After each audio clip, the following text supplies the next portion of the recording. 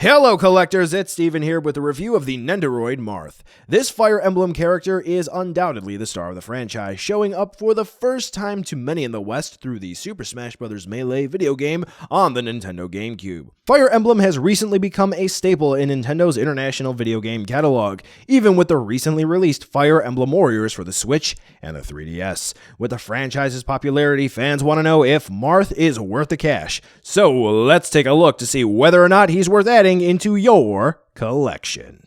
I want to make you guys aware in advance that there is a bootleg of this guy on the market, so do be careful when you're buying this so you don't buy a fake. That being said, I do not own the bootleg. Mine was purchased at the time of release and before they were even able to be made. I even uploaded an unboxing video of this one, so if you want to see that, go ahead and click the card in the top right hand corner of the screen. So what you're seeing here is undoubtedly the real deal. Which is unfortunately kind of mixed that I had to say that. In some areas, the paint application and sculpt is phenomenal, and you really have to give them a hand for that. But in other areas, it's sloppy, and it's not even exactly in the, well, it's made in China, and it's a small area, so it's acceptable way. It's in the, if I didn't know what I was doing, I'd question whether or not this was a legit product sort of way, because it's all over the board in some spots. However, we'll start off with some of the good things. The default face, it does look good, though as sort of a nitpicky side of things, the printed dot matrix-like thing, if you will, that they did for the eyes can make it look a little bit odd, almost in a way like a blown-up low-quality image. If you're a stickler for details, I am on that side if it's a real legitimate issue. And at a distance, these eyes, not so bad, but if you go up close, you can definitely notice some of those imperfections a bit more. The hair, however, looks absolutely great with a fantastic blending of different types of blues to really show the detail on the hair and to really bring out the details of the sculpt. And it really just does make this figure look like it is shaded very well, at least on the biggest part of the figure. The way it seems so anyway, because, Nendoroids, they have big heads. The crown, the gold, well, it really isn't necessarily all that great, but hey, you know what? The hair is awesome. The cape, too, or the mantle. We're going to go with cape. The back of it follows the same great shading with the blues on the head, while the underside is a beautiful crimson color. Awesome.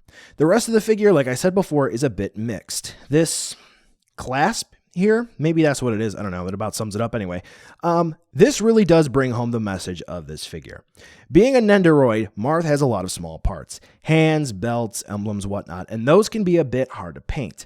However, in some spots on Marth, the paint is phenomenal, some of the browns and some of the silvers, but others, like the gold, some reds in some spots, too much spray, too much bleed over, pulled too much here or there. Generally, it's sloppy at some of the finer levels of the detailing. Admittedly, this isn't something you're going to see when it's on the shelf in a corner or whatnot. You have to really handle Marth in order to see some of these issues, like the gold spilling outside of the lines, or maybe you're going to look at the skin coloration that they used pooling in the hands too much and it looks kind of gunky, so that won't really bother some. But it's within the craftsmanship of the figure that makes you really, really sad. Now, on another note, the original prototype shown off did have a bit of gloss to it, on the clothing at least, and this one does not. At the end of the day, Marth does have some really high points, but the valleys are really low compared to some other Nendoroids. It's really maddening that we do have some parts that look absolutely crisp and clean, and other parts where it just kind of looks like they just flicked a paintbrush, and whenever paint got on the figure, stuck. Okay, so there are typically two different styles of Nendoroid bodies that are used.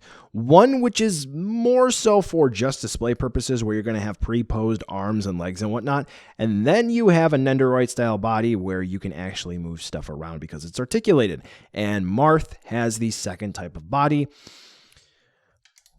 Oh yeah, we got ourselves a real winner here, right? Yeah. All right, so Marth is very fiddly. He's very finicky. Most people probably won't have that much fun moving him around. As you can see, it's very easy to knock stuff off. And it's aggravating because you have all the different accessories that you attach and whatnot. But let's run down everything that does move on him. So we have the typical Nendoroid style neck joint, which is a swivel hinge combo. All right, so it moves at two spots, one way or the other, up and down like that. The cape, or the mantle, whatever you would prefer to call it, is on the same style joint. So you can twist and you can turn it, which is really cool. Now we have this portion of the scarf armor combination. I don't know exactly what you would call that. It seems like they're just on hinges, or technically swivels, and they can kind of move up and down like that, yeah. Then you have the weird shoulder connection here, right? So let's look there. You can see, let's take that off because that can be removed. You can see a pin there. That looks like it's for a hinge, which is difficult to move because you have the small armor pieces, right? And because it's so small to move, these parts, if they're stuck like this one, it's so fiddly. Like it just doesn't work out. So we do have a swivel hinge there. So you can move Marth's arm forward and back and up and down just like that. Okay. We do have bicep swivels.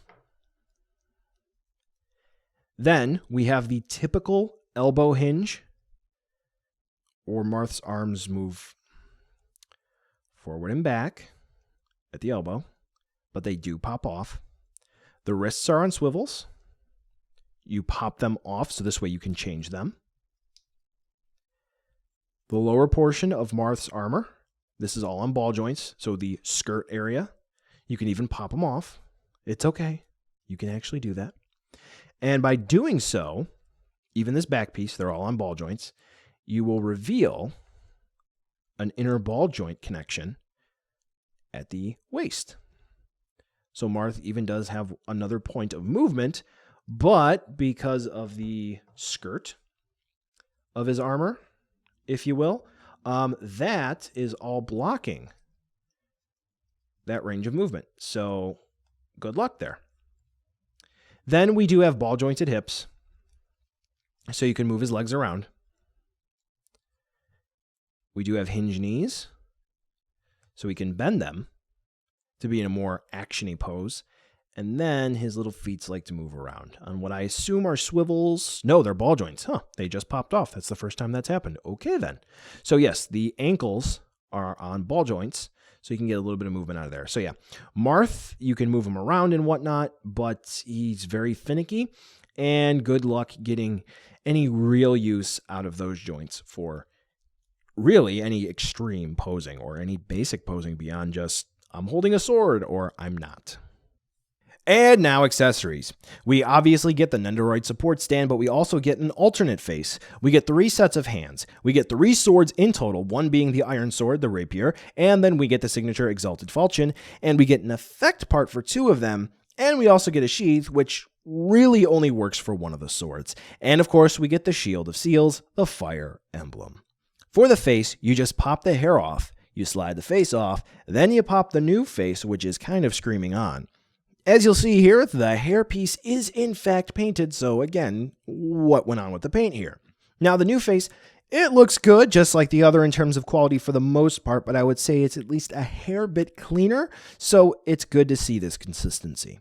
Next, we have the hands, which we get, aside from the fists, splayed hands, right hand to hold the swords, and left hand to hold the shield, and then we get another right hand to hold the swords, which I find to pretty much be useless, and then we have the left hand to hold the sheath. The paint apps are there, not that great. Now let's move on to the swords, and we have the iron sword, which is really basic. You know, you got your gold, your brown, your silver. We have the rapier, which is nice, basic, a little bit better than the iron sword. And then we have the exalted falchion, which has plenty of more detail, and all slide into one of Marth's open hands that you have for him to hold the sword on the right hand. The angled hand does work, but I find that it doesn't work all that well because he tends to drop everything, and the hand really doesn't like to sit flush with the wrists. Now, for the falchion, the paint has been rubbing off. Not on the other swords, though. That's lovely. Yeah, so through normal use, the paint is coming off of where he holds it. Good job, Good Smile Company. Very good job there. It's not as lovely, however, as the sheath. This thing is a pain in my thing that Nintendo would censor. It plugs into the belt or on one of the extra hands that he has, so you can get it to look like he's storing a weapon or drawing it or whatever, but it just won't stay on for me in any way. It's really hard to get it in the hole, and then once it's set in, it likes to pop out. Nearly useless for me, and it only works with one of the 3 weapons. The iron sword is too big, and though the rapier fits, it wiggles, and yeah, it's not a snug fit, so it could, but it just doesn't work. The effect part, however, is not as useless because it does work with 2 swords, the falchion and the iron sword, and it just slides onto both blades. However, with the known paint rubbing issue, I gotta say I'm not confident with this effect part stripping off the paint over time, even though that hasn't been the case for me just yet. Finally, we have the Fire Emblem, the Shield of Seals, whatever you want to call it. The paint apps on the front are alright. Really bad bleed over onto the red. But the handle is a little bit iffier. Yeah, so I don't know which exactly is worst here. It came in the box upside down, and it felt like I was twisting the plastic to spin the handle back into the right place. That's not very good for stability, and it really makes me wonder how long until that is going to snap. But anyway, you get him to hold the shield by sticking the handle into his hand.